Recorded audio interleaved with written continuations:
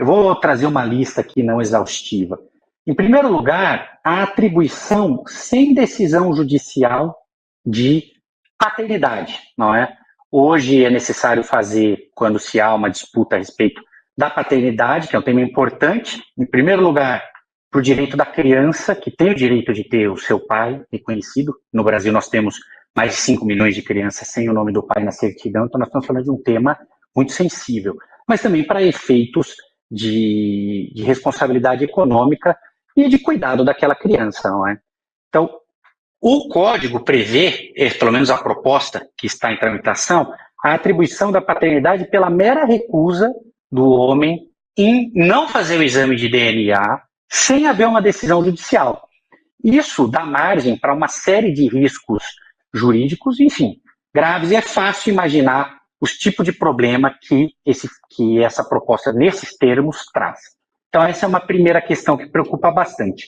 Uma segunda questão é uma regulamentação da barriga de aluguel. Aqui no Brasil, até o momento, não há uma regulamentação da barriga de aluguel, uma legalização. É um tema que provavelmente a sociedade não endossa, não é um tema para o qual há apoio popular.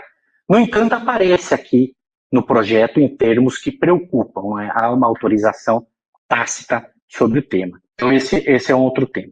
O outro aspecto que aparece, uma novidade, é o reconhecimento da multiparentalidade. Multiparentalidade é um termo que parece complicado, talvez seja mesmo, para quem acompanha aqui, mas trata de reconhecer que, além do pai e da mãe, pode haver uma outra figura na vida daquela criança que exerce um vínculo de cuidado, uma responsabilidade real na vida daquela criança. Então, se reconhece o que se chama de paternidade socioafetiva.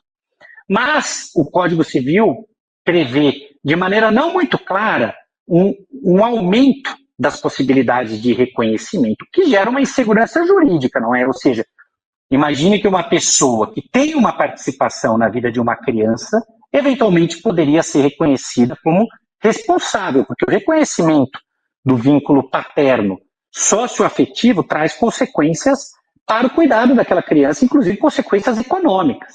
Então, isto pode trazer preocupação, traz insegurança jurídica na própria relação com uma criança, que é algo muito importante para o seu próprio desenvolvimento. E as famílias também dependem do cuidado e da participação de outras pessoas além do núcleo familiar, é normal isso. E se você colocaria uma sombra, um risco aí, bom, poderia então haver um reconhecimento de uma paternidade socioafetiva porque eu tenho algum grau de envolvimento com aquela criança, dado que os termos não estão devidamente esclarecidos na proposta do Código Civil? Essa é uma questão.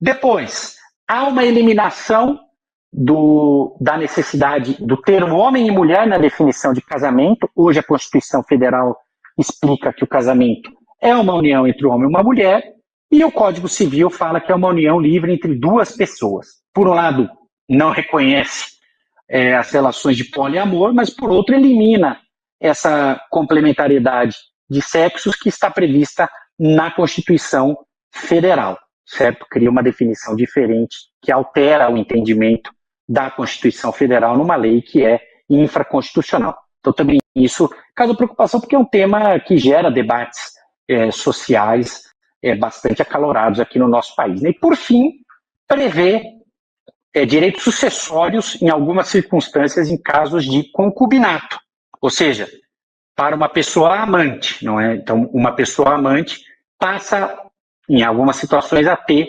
direitos sucessórios previstos na nova proposta, o que hoje não acontece, sob o argumento de que a pessoa, sendo amante, também contribuiu para a construção daquele patrimônio, o que pode ser bastante questionável, pelo menos na nossa visão, dado que a construção de um patrimônio de vida faz parte de uma comunhão de vida que é inerente à relação matrimonial e não nos parece ser parte de uma relação de concubinato. Porém, isso está previsto. Então, eu resumiria, dentro desse contexto, as preocupações sobre as mudanças que tem com relação às famílias. E eu imagino que quem nos acompanha já entenda o grau, a profundidade do alcance desses temas.